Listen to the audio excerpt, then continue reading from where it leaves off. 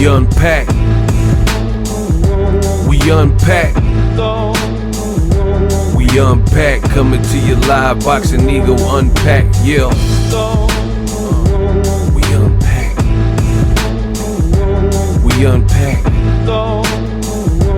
We unpack. Coming to you live.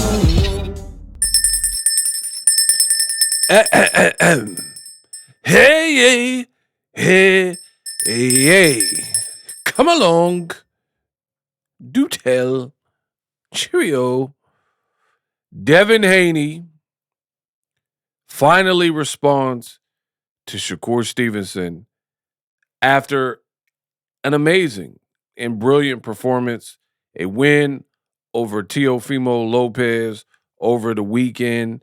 In this video, I will report the actual facts and the details, what Devin Haney said, what it means for the future, what Shakur had to say. It is time for us to get unpacked.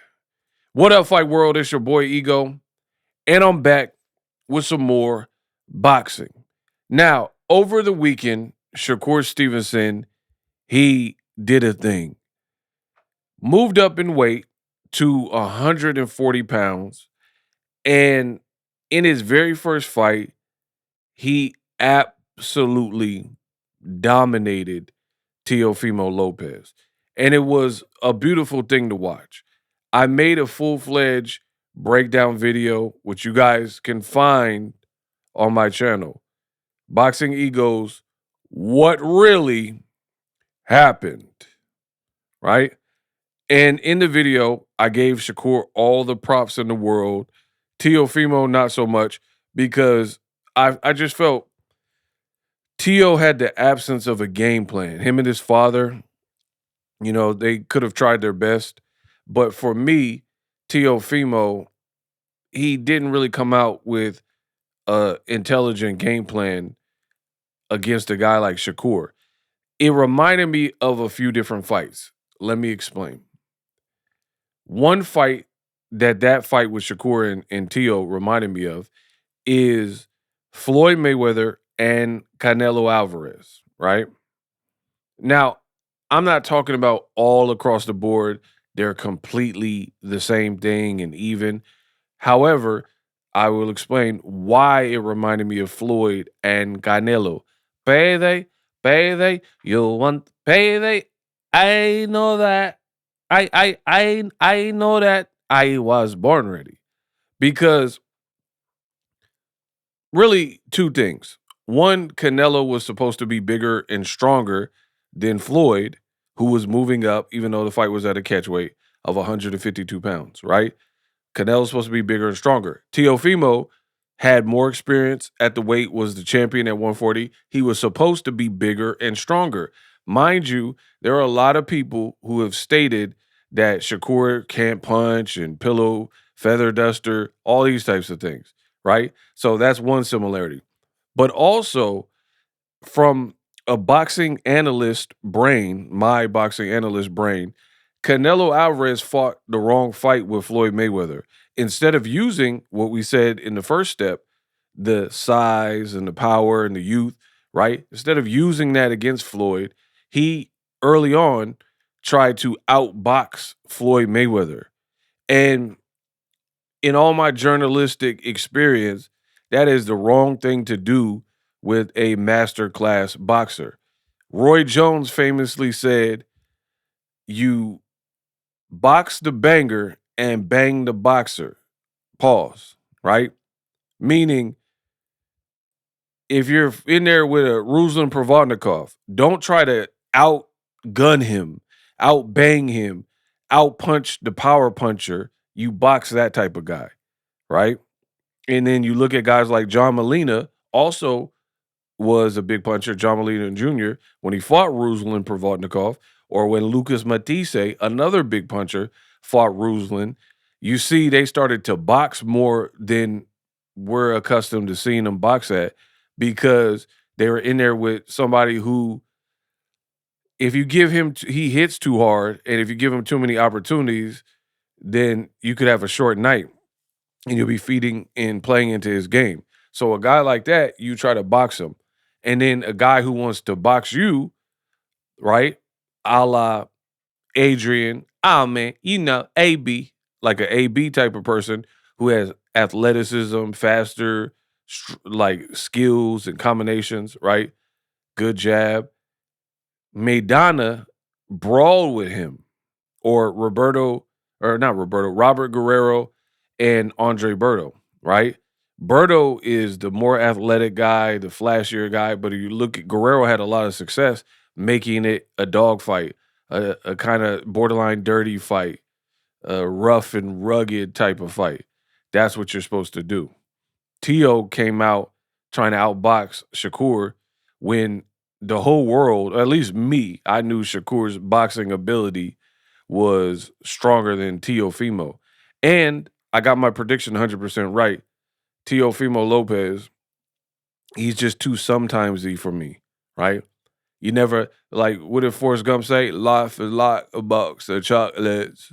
My mama always told me life is like a box of chocolates. You never know what you're gonna get, right? Teofimo Lopez, too, is like a box of chocolate.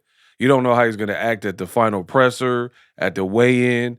You don't know if he's going to have a Claggett performance or a Lomachenko performance. So I told y'all from the beginning, for me, I cannot comfortably pick an inconsistent person when I look at a Shakur Stevenson and he's super consistent. Whether people say he's boring and this and that, he's consistent. He's consistently a good fighter, and his output, his defense, he always shows up. He's always in shape, minus the one time he missed his weight on the scale. But I've already went over that. So it is what it is. Now that we got past the Teofimo Lopez chapter, Shakur already did that. He also got stripped of his title. I made a video about that yesterday, so check that on the channel. But for whatever reason, WBC stripped him of his lightweight title. Check that video.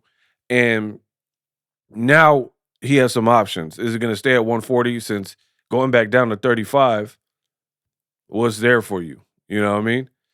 Tank is having legal trouble, so we don't know if that fight will happen immediately. You don't have a belt, you're not a champion anymore, and you're a ring champion and a 140-pound champion. You might as well just stay up there at this point. And you look good in the fight, and your body looked like it was filled out. So I think Shakur can easily compete at 140, and there's some good matches. Speaking of good matches, in comes Devin the Dream Haney. Devin Haney has taken to his social media and let it be very known that he is down to fight Shakur Stevenson, right? You got to love it. So that's what we're going to talk about right now. Devin Haney, obviously, he's heard the chatter. People want to see the fight. And he tweeted this out. You see it on the screen. Me and Shakur is the next biggest fight in boxing. I want him and Keyshawn Davis, little bro, and then big bro. Now, if Devin can make that happen, that would be a huge statement. Huge. I, for one, love that sequence event. I have no problem if they can make it just like he's saying. Sign me up. I will watch it. I will pay for it. That's an amazing fight. And if Devin fights Keyshawn Davis, I think, because deep down inside, I think Devin and Shakur, they were kind of friends. Now, I don't know how that would be if they were signed up to fight each other, if they trade words or whatever. But we know Devin and Keyshawn, that would be probably an even better build because I don't think they were ever as close as Shakur and Devin. Keep in mind, Devin and Shakur, they gain a lot of notoriety, 15, 16, sparring each other in the Mayweather gym. So everybody knows that tape. Everybody kind of watched their journeys, and that's just what it is. So they're kind of friendly, even though I think they both would fight each other. But Keyshawn, I love that fight for Devin, and I love it for Keyshawn. Keyshawn just beat Jermaine Ortiz. Nobody stopped Jermaine Ortiz like Keyshawn did, right? He hadn't been stopped. And he fought the Lomachenkos of the world, been in there with Teofimo. They couldn't stop him. So this would be an excellent fight and a precursor to a big fight with Shakur and Devin if they can make that happen. So sign me up for that.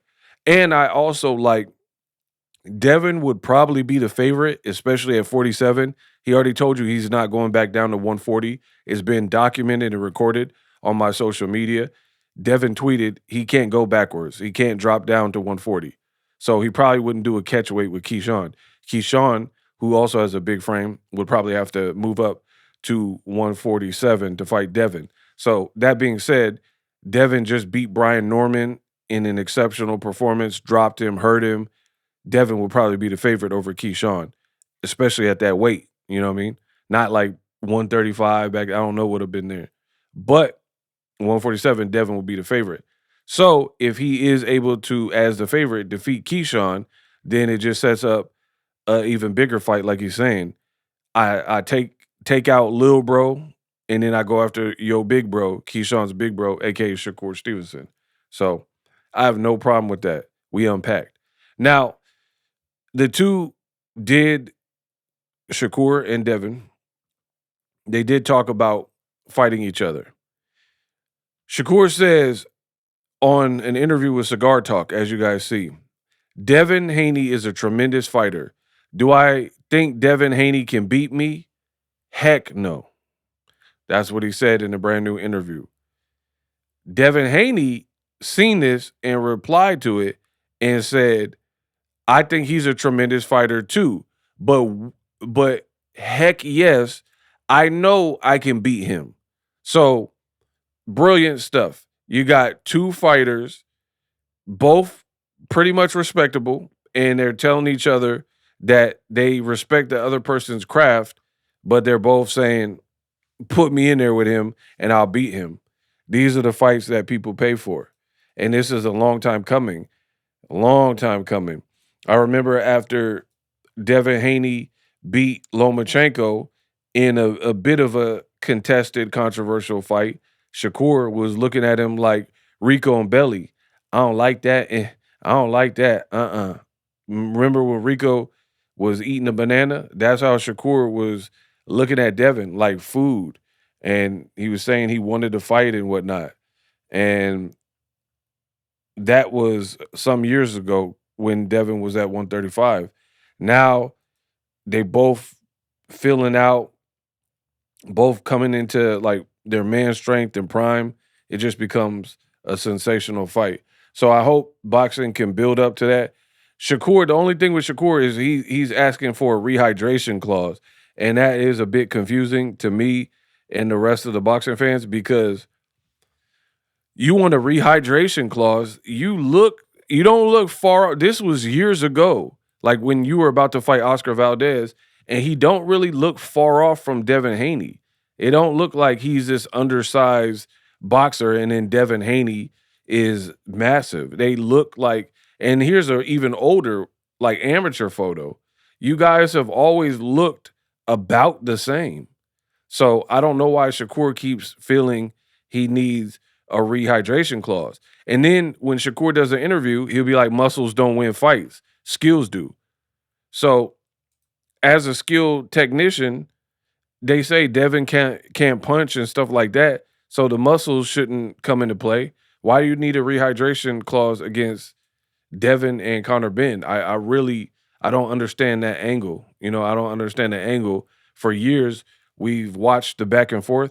And again, both of y'all look nearly about the same.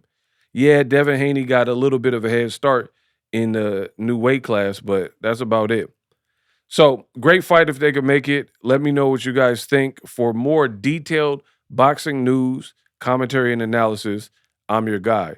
Use my link in the description if you want to follow the movement for your daily boxing news. Peace out. Live streaming can be tough, which is why I use StreamYard. Click the link in the description for StreamYard, which is an awesome tool that enables you to set up your stream with ease of use. Get great results with live streaming. It's what I use. Stream to social media with ease with StreamYard. Live streaming is here to stay. Engage with your audience using StreamYard. Great way to reach out to your audience and connect. So you need a tool that can do that.